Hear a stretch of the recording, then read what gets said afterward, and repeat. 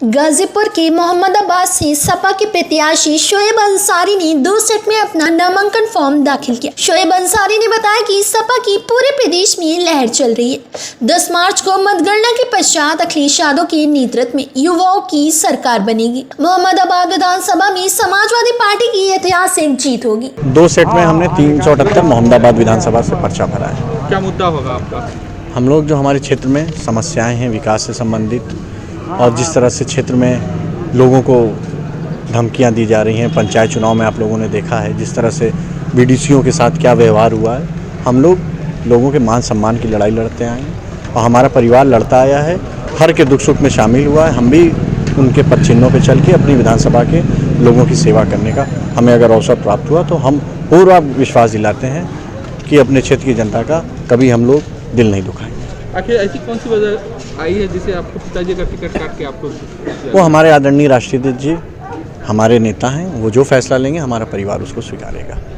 आपका विजन क्या होगा मंडू जी क्षेत्र की जनता के लिए? हम लोग क्षेत्र में जो हमारे क्षेत्र में विकास की समस्याएं रह गई हैं, जो हमारे नेता ने बिना मांगे एक समाजवादी पूर्वांचल एक्सप्रेस वे दिया था, उसके साथ साथ उन्होंने एक कृषि मंडी दी थी, वहाँ के किसानों के लिए एक शानदार अंतर्राज्यीय बस अड्डा दिया था। पर भारतीय जनता पार्टी की सरकार ने वो कृषि मंडी भी ले गए वापस और बस अड्डा भी ले गए। हमारे नेता ने ये आए थे जब जिस दिन वो उद्घाटन करने, तो उन्होंने वहाँ की जनता से भरोसा दिलाया था कि हम सरकार बनते ही फिर से वो कृषि मंडी और जो भी उस क्षेत्र की समस्याएं होंगी उसको दूर करें। आपका बहुत बहुत धन्यवाद, बहुत बहुत शुक्रिया। सदर विधानसभा से बहुजन समाज पार्टी के प्रत्याशी डॉक्टर राजकुमार गौतम ने 2 सेट में नामांकन पत्र दाखिल किया। राजकुमार सिंह गौतम ने बताया कि बसपा की लहर पूरे प्रदेश में चल रही है। बहन मायावती के नेतृत्व में बसपा की सरकार बनेगी। सदर विधानसभा में बसपा की ऐतिहासिक जीत होने जा रही है। गाजीपुर 375 से 2 सेट में मैंने नामांकन किया। ऐसे में आज आपने नामांकन किया है गाजीपुर सदर सीट से, क्या प्राथमिकताएं रहेंगी आपके चुनाव को लेकर?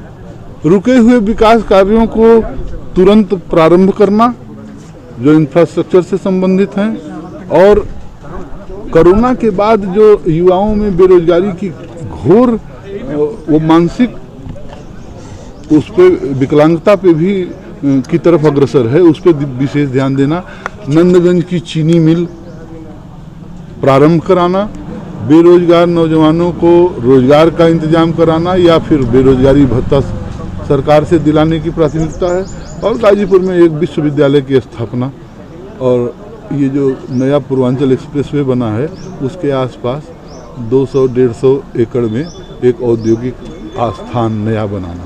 आपके द्वारा नामांकन किया गया है, वहीं जो विपक्षी पार्टी यानी सत्तारूढ़ पार्टी है वो उनका सीधा सीधा यह कहना है कि बसपा जो है कहीं से भी लड़ाई में नहीं है।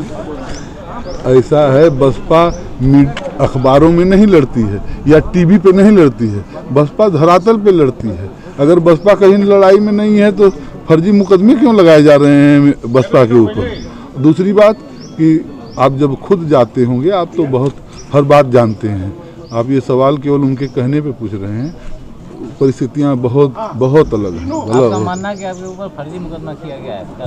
हाँ बिल्कुल, मौखिक रूप से मना कर दिया जाता है कि नहीं देंगे, और जब आप अपने घर की तरह से बहुजन समाज पार्टी का वो कार्यालय था विधानसभा का कार्यालय, और उसको मेरा कार्यालय बता करके, और जबकि भारतीय जनता पार्टी की जो प्रतिनिधि हैं, माननीय मंत्री हैं, उनके यहाँ झंडा भी लहरा रहा है और पूरा बैनर भी लगा हुआ। गाजीपुर सदर से समाजवादी पार्टी के प्रत्याशी जय किशन ने नामांकन पत्र दाखिल किया। नामांकन के बाद जय किशन साहू ने बताया कि हमको व्यापारियों के साथ सभी वर्गों का समर्थन मिल रहा है। सदर विधानसभा में समाजवादी झंडा लहराएगा।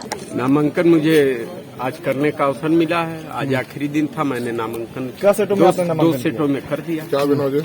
क्या प्राथमिकता रहेगी आपकी? विकास, बेरोजगारी और इस क्षेत्र में औद्योगिक विकास होगा तो कम पढ़ा लिखा भी आदमी बड़ी नौकरी नहीं लेकिन छोटा करके अपने परिवार को बेरोजगार होकर नहीं घूमेगा, अपने परिवार को खूबसूरती से पालन करने का काम करेगा। जनता से कुछ कहना चाहेंगे आप? जनता से कहना चाहते हैं कि मैंने सेवा किया है, जनता का आशीर्वाद चाहिए। कोई अपील अब देखा जाए। सत्यनिष्ठा से प्रतिज्ञा करता हूँ के प्रति सच्ची श्रद्धा और निष्ठा रखूंगा और मैं भारत की प्रभुता और अभ्यर्थी के रूप में नाम निर्देशित हुआ हूँ ईश्वर की शपथ लेता हूँ कि मैं विधि द्वारा स्थापित भारत के संविधान के प्रति सत्यनिष्ठा से प्रतिज्ञा करता हूँ। फिलहाल इस खबर में बस इतना ही।